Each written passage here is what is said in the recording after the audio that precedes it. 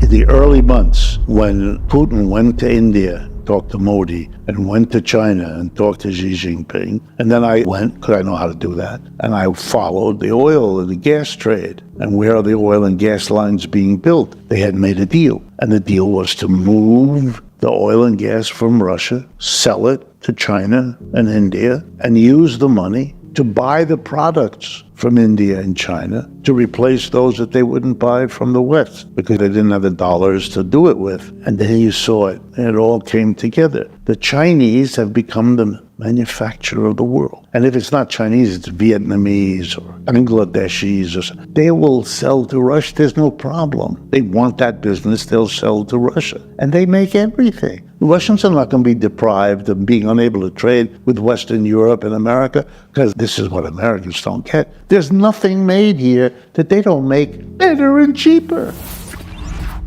I'll give you an example. Electric vehicles, electric car, electric truck. The best electric cars and trucks in the world right now, as we speak, are made in China. It is the world leader in electric cars and trucks. And that's the future of cars and trucks. Okay, the Chinese have the best and the cheapest. Okay, so the whole world is making the transition for reasons of pollution and climate change, but also for reasons of economizing on oil and gas. All of that, they're making the switch. Where are they going to buy it? They're going to buy them in China. Russia can re-equip its entire fleet by buying from China. With what? With the money they get from selling China the oil and gas. They'll run those cars that are still running on oil and gas, plus heat people's homes and make the electricity and all the rest. You can't play the way you did before. If you go to Cuba, they're driving cars made in the 50s. Cobbled together, cannibalized Jeep stuff. Why? Because they can't replace it. But the rest of the world is different. It's like telling Israel, you can't do settler colonialism now. You know that American men are in love with the pickup truck. You got to have boots, sort of like those, boots, and a cowboy hat and a pickup truck, and you're a real man. Okay. Why is that? Is there something uniquely muscular about a pickup truck? No. Here's the reason. In the 1960s, the American car companies suddenly confronted real competition, which they hadn't for quite a while, mostly because of World War II. Ford, General Motors, Chrysler. Competition. Where was it coming from? Europe. VW, Peugeot, Fiat, the producers there. They were coming back from the destruction of World War II, and they all understood they have to beat the United States because we were the hegemon. So they knew they had to produce a car that was better and cheaper. If they could do that, like the VW Bug, then they could break the market because Americans were producing those boats on wheels, the old Chevy or the old silly car. Anyway, American Automobile Company went bonkers, losing money. A deal was struck. End result of the deal, a tariff. The Europeans accepted a tariff on the truck. 25%, that's a lot in the car business. So any truck coming from Europe, pickup truck, you'd have to pay the price of that truck plus 25 cents to Uncle Sam as a tariff tag in order to bring it in. So they couldn't do it. It meant for the American car companies, which is why they pushed for it, freebie. You could now produce your truck and you could jack up the price by 20% because that would still be less than they coming in having to pay 25%. But you would keep the profit yourself. So they did. And that's why they advertised trucks as manly symbols to every one of those 19-year-old wannabes who felt much larger and much more attractive to their potential girlfriend by having a truck. It had nothing to do with it. It was a deal.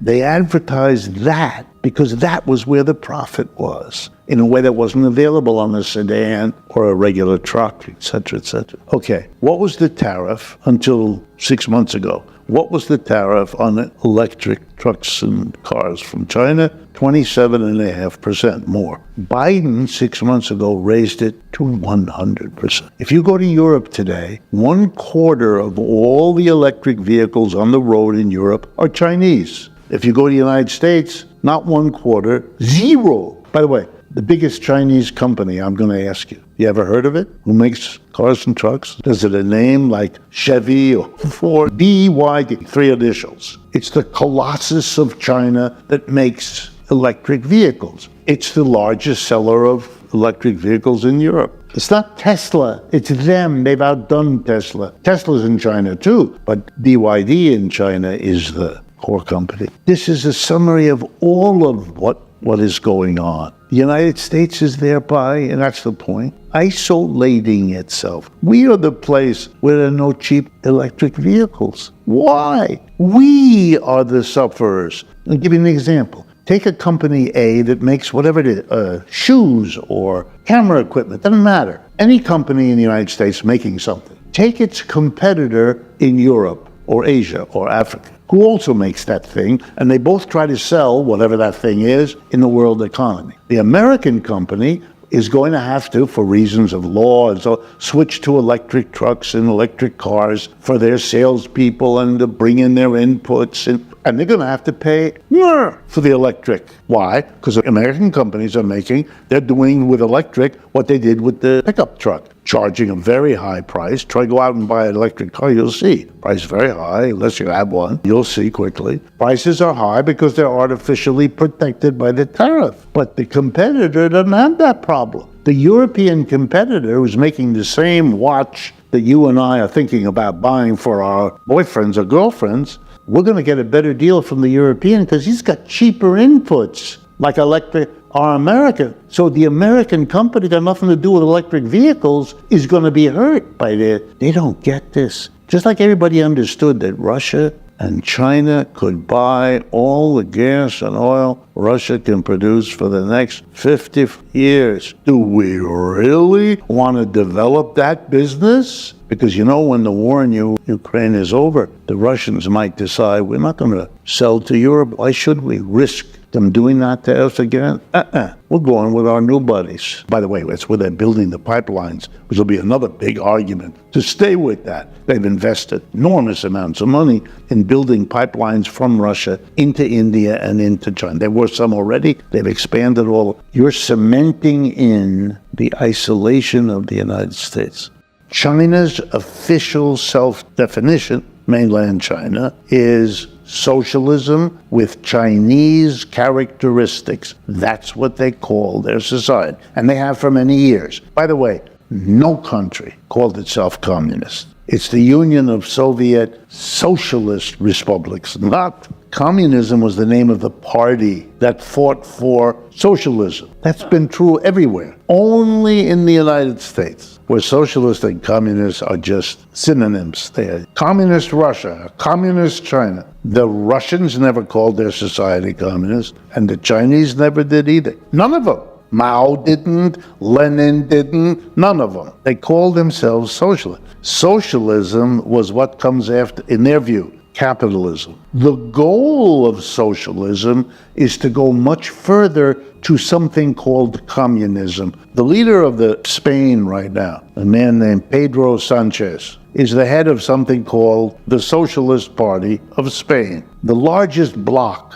of seats in the French National Assembly is now in the hands of a party called the New Popular Front. The leader of that, a man named Jean-Luc Mélenchon. His party has the most seats. He was in the Communist Party of France. He left it and became part of the Socialist Party of France. He now runs the party called France Unbowed. That's part of the New Front Populaire. And he's the de facto leader in France. He's a socialist. All of that makes perfect sense in French politics because there's a socialist party and separately a communist party, and they don't get along. And they haven't for a long time. Why? Because in many French families, there are people who are socialists and people who are communists and people who are neither. And they all get together on a picnic at the park at the same time. That's normal in a lot of European countries. Americans can't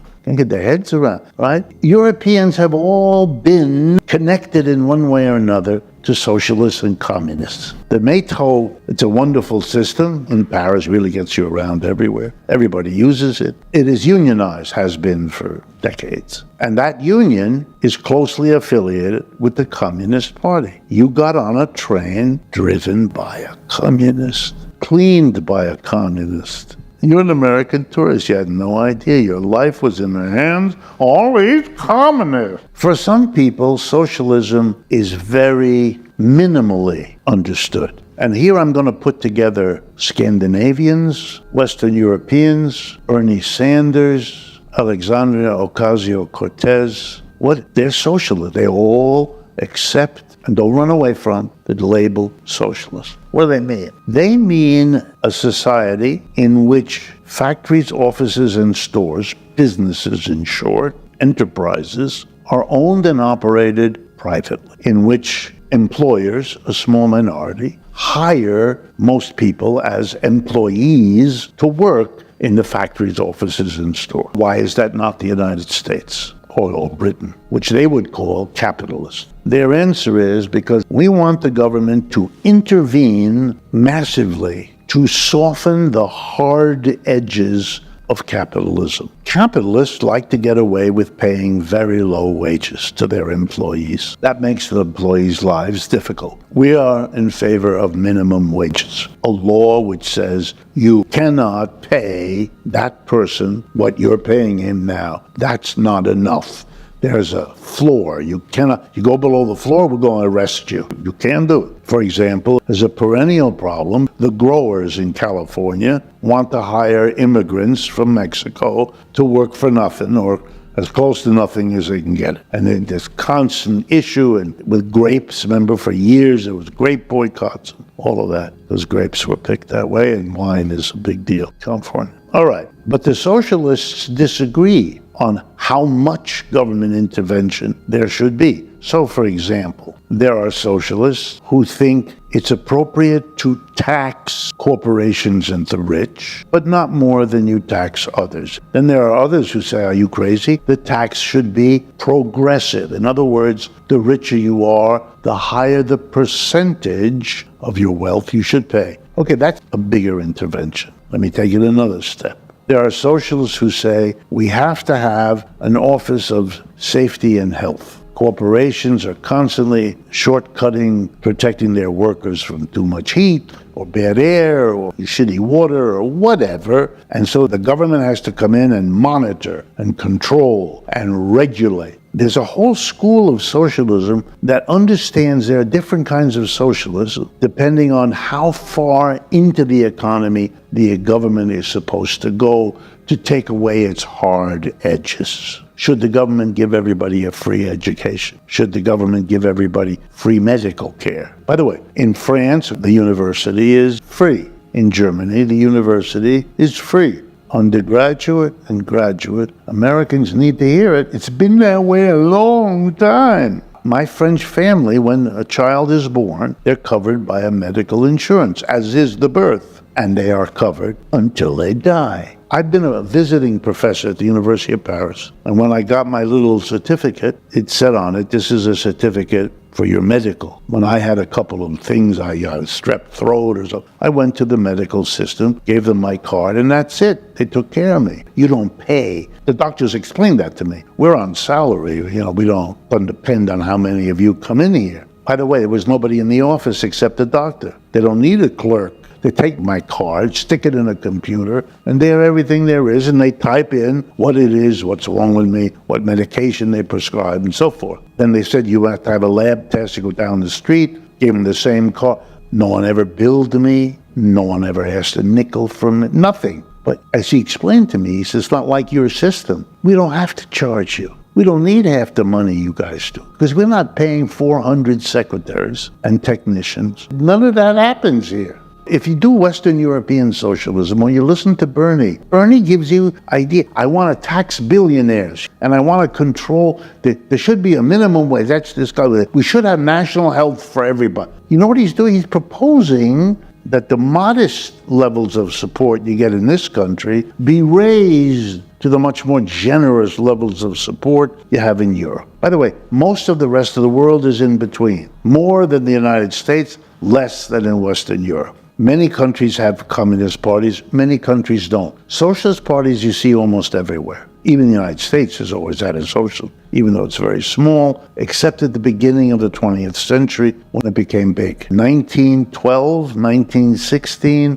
1924. That period, you had a major union leader, Eugene Victor Debs, head of the Railway Workers Union in this country, leader of the American Socialist Party. He was in prison as the head of the Socialist Party when he ran and got 1 million votes in this country. So when people tell you socialism can never be in the United States, it's again ignorance talking. He was in prison because as head of the Socialist Party, at the outbreak of World War I, he went around the country, because there was no radio or television yet, giving speeches urging American workers not to participate in the war, on the argument this is a war among capitalists who are fighting to grab hold of the world. No working man should be killing other working men for that. For that, he was arrested and put in jail. Several leaders around the world reacted to World War I with the same words. One of them was Vladimir Lenin,